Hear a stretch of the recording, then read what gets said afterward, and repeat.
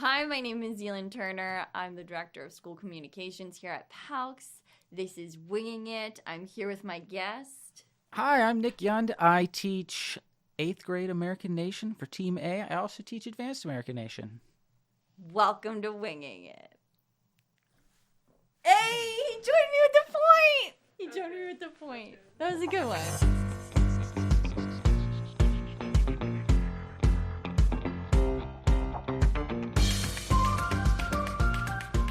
First of all, I need to open it by thanking you for your service. Am I supposed to salute you when I do that? No, just like a good POB, pat on the back. Thanks, Nick. Thanks, Nick. Oh, there we go. Are you sure there's no salute involved? No salute. All right. I mean, you can if you want, I suppose. I think All right, it's been a long time since I saluted anyone, but I think like right here above the eye. Above the eye. Yeah, straight brow? hands. Yeah.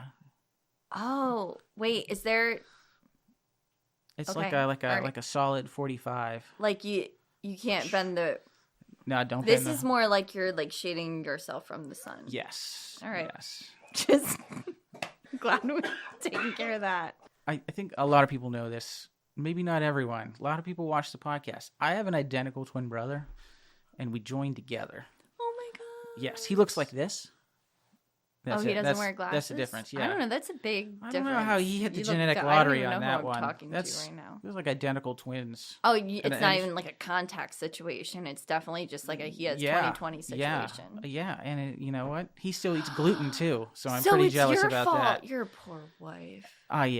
Yeah. Okay. Anyway. So we joined together shortly after our 18th birthday. It was kind of a quick decision. Like, everyone's getting on me. I don't know what I want to study. I don't want to have to take out student loans. It's like, you know what? There's a war going on. Global war on terror at the time. It was 2004 when I graduated. So they were in the midst of what we call OIF 2, which was the second deployment cycle into Iraq. And we enlisted then. So you knew what you were signing up for. You were like, this is actually going to be active duty. This is not. Like... Yeah. You can pretty much assume at that time we were in the meat and bones of that conflict then. So yeah, we joined up. We enlisted in they called it delay entry program. So you can graduate high school. So we enlisted in January, shortly after our birthday, and July 15th, we shipped out to Fort Knox, Kentucky for basic training. Okay. And it was 16 weeks. When you join the Army, you go to basic training, and then they send you to your specialty school. But when you're a tanker, they just send you to one place. You do the whole thing together. We were on the Abrams battle tanks. They give you a test, though. It's called the ASVAB. And the better you do on the ASVAB, the more options of things you have to choose. Are they just testing your general skill set? Kind of like PSSAs, but with like a twist of engineering. It's a basic math, writing, and then I remember for some reason I remember pictures with a lot of cams, and they're like, all right, if all these gears are attached, and you spin this one, which direction does it go? And then, if you answer that one right, I guess they let you be a tanker. Uh-huh. So they sent us out to Fort Hood, Texas after training. They send you home for a little bit. You go home for a couple weeks, and then they send you to your first duty station. And Fort Hood was in the middle of their deployment cycle. So when we got sent to the Cav, that's this patch right here, we were in the 1st Cavalry Division in Fort Hood, Texas. We knew they were going to send us. So I was in Iraq by January of the following year. Did you and your brother make a lot of these decisions together, or? Yeah, we were like a single entity for a long time. Mm-hmm. To this day, people will be like, what does your brother think about this? I'll be like, oh, this is what he thinks about this. I know because we're the same person. We actually enlisted together in what they call the buddy program. You don't even have to be brothers or related for that, but they'll send you to the same basic training. So we were in the same company. He was in 1st platoon and I was in 2nd platoon. And funny story, they didn't realize there were 2 of us for like quite a long time. And he got to go in 1st platoon, which was the best platoon. They were the highest performing. And so he got to go there, but it's only because when they called Yund, he ran first. And then like a couple days later, they're like, wait, you're not Nicholas Yund, you're Brandon Yund. Where's Nick? He's like, oh, he's up in 2nd platoon. And I was like, as the whole thing went on, And I was like, oh, my platoon has a bunch of dirt bags in it. And I was like, I should be in first platoon downstairs. But it's all right. Our platoon slowly forged our bonds over our tomfoolery. And I think it was December is when I left. December of 2004. And by the time I got to my actual unit, it was January. It's quite a bit of transit going overseas and sort of getting sorted to where they're going to send you. And I ended up in 212 Cav, 3rd platoon, I think. And I was a replacement for a guy that stole computers from the mailroom. No way. So they were getting, they were going to be jailed. They figured out pretty early on that people that didn't want to be there would do some petty crime, and then they would get sent back stateside. But then don't you get in trouble? Well, yeah, they would get in trouble, but like some of them, they thought it was worth it. But they quickly figured out that the worst punishment was making them stay. And so then we just had all these, like minor criminals in headquarters platoon, but they would get all the worst jobs. First sergeant was so mad at them. Like, what's a bad job? Like stirring a pot of burning feces. Okay. Or burning mail. Mm-hmm. But the feces thing, really, that's pretty much the worst job.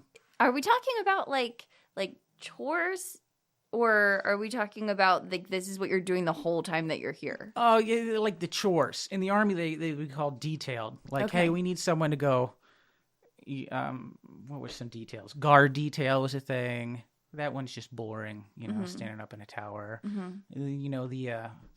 We'll call it waste management. That's mm-hmm. a good professional way to say it. That's mm-hmm. like the really bad detail. Like, you don't want to get on waste management. Were you ever on waste management? No, I managed to avoid that one. Good for you. I find that if you just do what you're told in the Army, usually people leave you alone. Okay. So. Okay, wait. So I understand that you're like, future panic. What am I going to do? Let's serve for our country and avoid debt and do something wonderful while we figure out what we want to do with the rest of our lives. But how are you like Army for sure? Not like... I read a lot of Tom Clancy uh-huh. when I was a kid, and there was a book called The Bear and the Dragon. Okay. It was about a fictional war between Russia and China, and Russia joins NATO to fight China. Mm-hmm. A lot of tanks in that book, and I was like, that seems awesome. The tanks are what sold tanks. you. Yeah, that was what sold me. Here. Yeah. Okay. Yeah, I just wanted to ride a tank. So how long did you serve? What did I do? I was supposed to be 3 years, and I got stop-lossed because I was supposed to get out mid-tour. So stop-loss is a fancy term for, we know that you signed a contract for this date, but we're in the middle of something, so we're just going to retain you for the convenience of the government. And that's not a choice. No, Okay. that's a for sure. There's like cutoff dates, but Yep. I mean, I wouldn't have left anyways. We were in the middle of the tour when I was supposed to get out. Okay. I wasn't going to be like, peace out, guys. Okay. It's been fun. And then they hold you... Once you get back stateside, they hold you for 90 days. There's some psych evaluations, physicals, screenings. They keep you together with your guys you deployed with for a while. It really blows your mind, like when you go on mid-tour leave and you go from a war zone with like 16 stinky dudes, and all of a sudden you land in the United States and everything smells really, really good. I basically survived on like honey buns and Gatorade for 15 months. Did you and your brother return at the same time? Almost. We were staggered by a month. So I actually didn't see him for over a year. We're both at Fort Hood, but he was in a separate brigade. We ended up getting placed a little bit separately. So he was like, a few blocks down. The first time we deployed, he went first. And then the next time we deployed, I went first. So I didn't see him at all when we were over there. We'd send postcards to each other. Though. Was that hard for you? Surprisingly not. Okay. You bond fairly tightly with your tank crew. Mm-hmm. There's 4 people on a tank. Oh, wow. Yeah, and you're often held in very tight quarters. I mean, the interior of the tank is much smaller than this room. Do they do any kind of training where they're like making sure that you're not, claustrophobic and you didn't know it? Kind of. Yeah, we go through a lot of tank simulators in training, in the basic training, and like the main idea there is to condition your body to no longer be claustrophobic or get motion sickness. Hold on. Wait, how do you train your body not to get motion sickness? You just keep doing it until you stop throwing up. Uh-huh. I never did. I would just get like those hot burps, but then they would just Okay. keep sending you until it stopped happening. Okay, so that's kind of cool because it kind of feels like astronaut training, except for a tank. Yeah. Less flying, but not no flying. They can go pretty fast. Mine would hit 42 miles per hour, but Sergeant Vanderwaters could hit 45. He had a newer engine. I have a video of we dragged race through the city one time, and they won because they could hit 45 and we could only hit 42. It was like 8 feet tall, probably about 16 feet long. Mm-hmm. Very heavy. Mm-hmm. Depleted uranium armor. But only like can fit 4 people inside. Yeah, well, the front slope is like 13 inches thick of armor. When I joined, because we were in war already, they give you this one. It's called the National Defense Service Medal.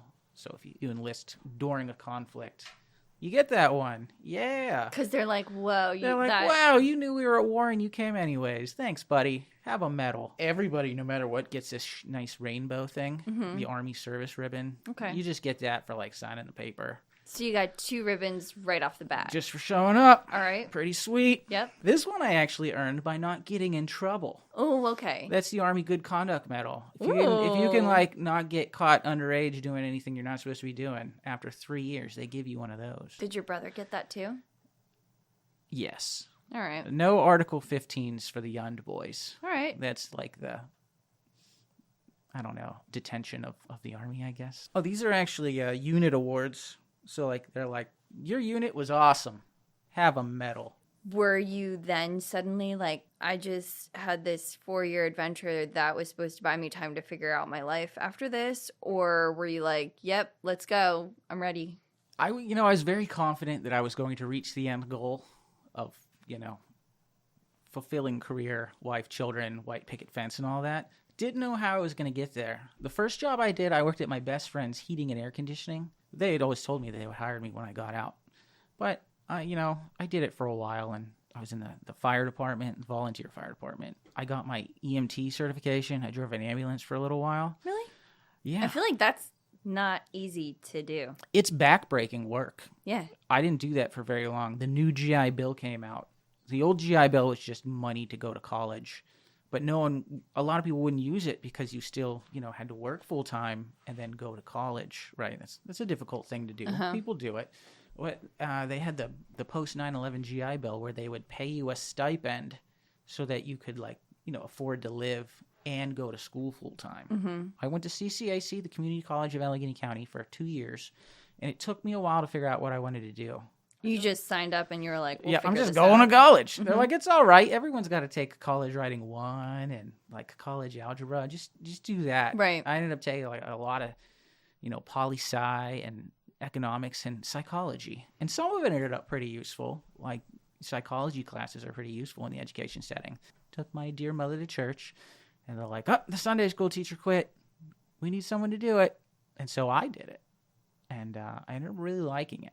By the time you enrolled in La Roche, were you pretty set on education? Yeah. I actually enrolled there specifically for their education program. Barbara Gross, everyone here calls her Babs. Mm-hmm. Babs Gross was neighbors with my wife's aunt, and she knew I was looking around and knew there was a job opening at PALCS for academic advisor. Okay. So I ended up interviewing, and because you were looking for a job, or you were like, oh, cool. That was my shoe-in. All right. I knew I was going to try to squeeze into a history position when it came. Do you feel like your experience as an academic advisor helped inform you as a history teacher? Absolutely. I'm much more empathetic. I think I would have been a bit of a hard nose. You think so? If I hadn't done that first. I'd been like, turn your work in. I don't care if your dog died. Right? But now I'm like, okay, I'll give you a 2-day extension. What is your favorite part about teaching history? Or some of them, because I hate being asked for one favorite. Live lessons are my favorite part, right?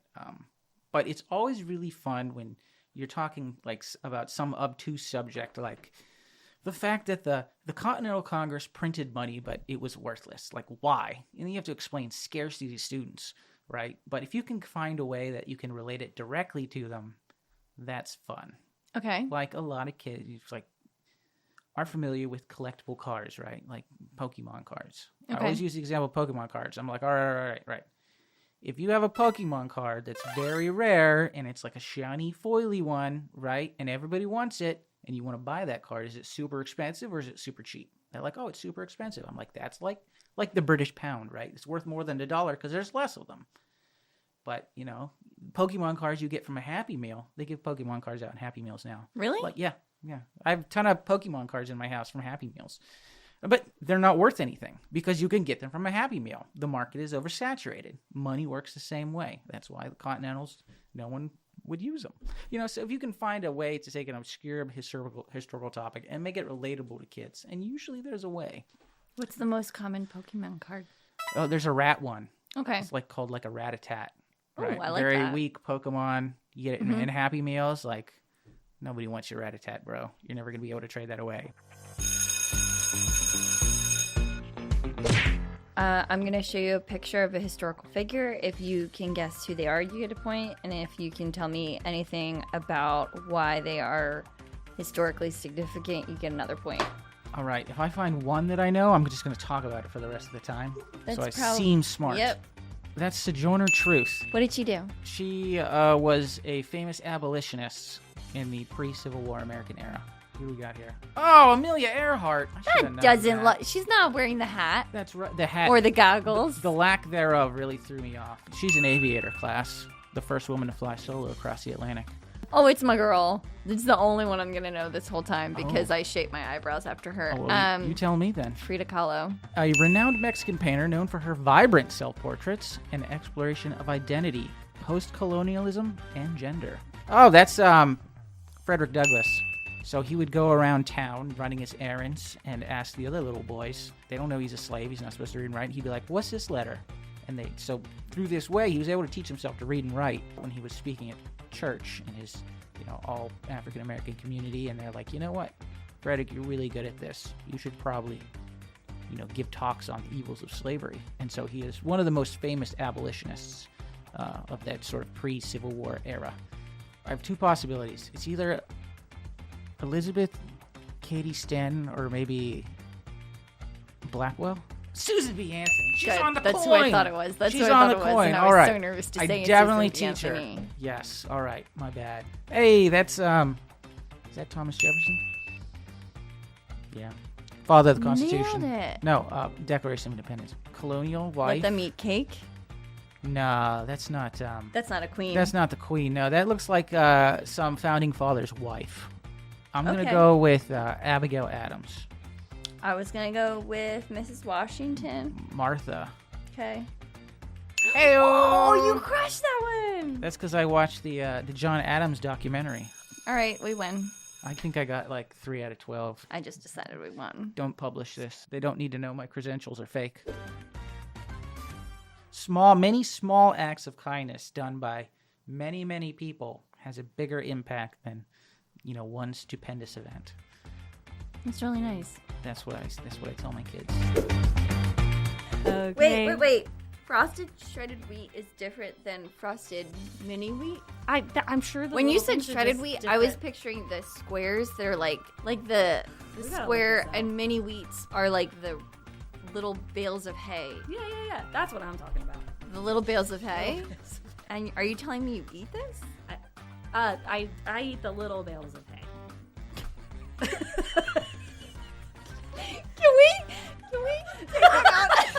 Can we excerpt that?